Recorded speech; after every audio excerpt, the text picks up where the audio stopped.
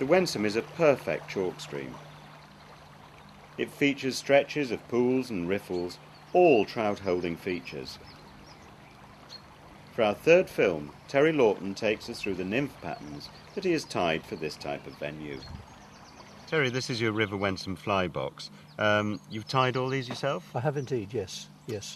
Wow, that's all I can say. I mean, my own fly tying I'll draw a veil over. Some are better than others.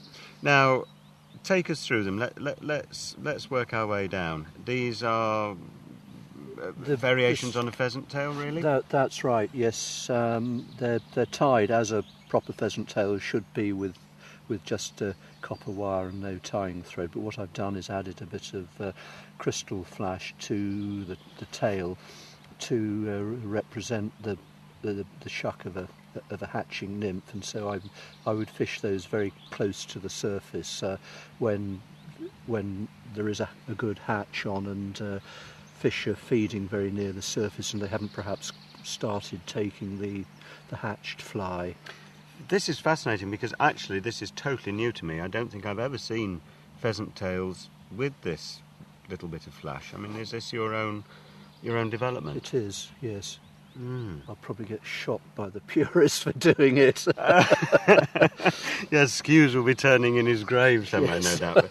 But what a very, very, very good idea. And the gold heads, copperheads. The copperheads. What's the idea behind that? It gives the fly a little bit of extra weight. It alters the form and appearance of them, and I do find them very effective. I prefer a copperhead to a gold head because What's the difference? Tell me what the difference is. A gold head, I think, particularly on a sunny day, can flash far too much, and sometimes, yes, a flash will alert a trout and it'll come and take your fly, but equally, I think they're a bit too inclined to frighten fish away, and the copper is just a little bit more subtle. That I find absolutely fascinating. Would you say there's a difference, thinking the difference between copper and gold head, would there also be a difference between wild browns and, say, stocked fish? Do you think the wild fish have just a little bit more subtlety, a little bit more wariness? Ooh, or am I splitting hairs there? That's the sort of subject for a session lengthy paper, isn't it? Yes, with a beer or two, I think. The size of the flies, even though they're all small, some of them down here are tiny. How do you decide on the size of the fly to use? To some extent, it's a sort of suck it and see, and I think, generally speaking, with exceptions of things like mayfly nymphs, most nymphs are pretty small, and you've only got to go and do a little bit of kick sampling and come up with some actual live specimens to see how incredibly tiny some can be. And I mean, particularly in America, they use flies 28s, 30s, even 32s. I mean, I could hardly see a size 32, let alone tie it on a tippet. It's fascinating. I was in Slovenia with observing the England fly team. I wasn't nearly good enough to get in it. And Howard Croston from Hardy's, he was tying flies on size 26. Yes. And just like you, I could not even see the hook, never mind tie the fly. But then the next day, he was going out and fishing these flies on a 24-foot-long leader. Yeah.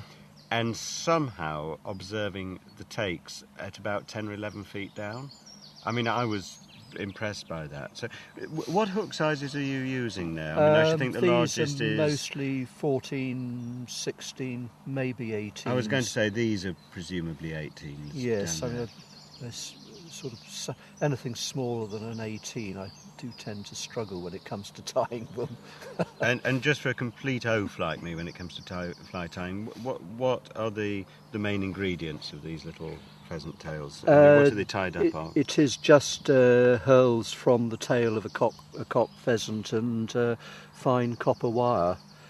Some of the greeny ones are actually made with hurl from a heron feather that's been dyed in picric acid. A heron feather? Yes. Yeah. the feathers that herons have moulted, pick up. So you on don't them. have to kill your heron to do No, this. I think you get into trouble if you did that. And but they can be found on the riverbank. And briefly, on the other side, we're looking at variations of hare's ears. Hare's ear, yes, and you could fish them as caddis or ephemera nymphs, even shrimps, I guess. Particularly some of the ones with a bit of they've just pink got in that them. little flash of colour in. Yes. So, yes.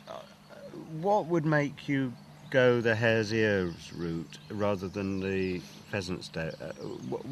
What would be your what pointers would guide you one way or the other?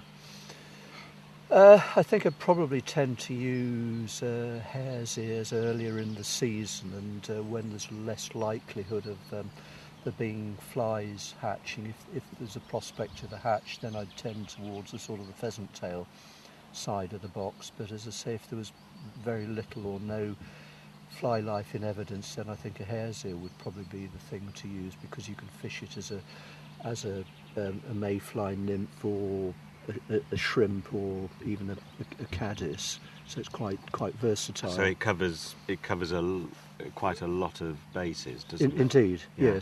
yes. Well, what a fascinating fly box. Thank you, Terry. Wow, I've really learnt a lot there. Thank you.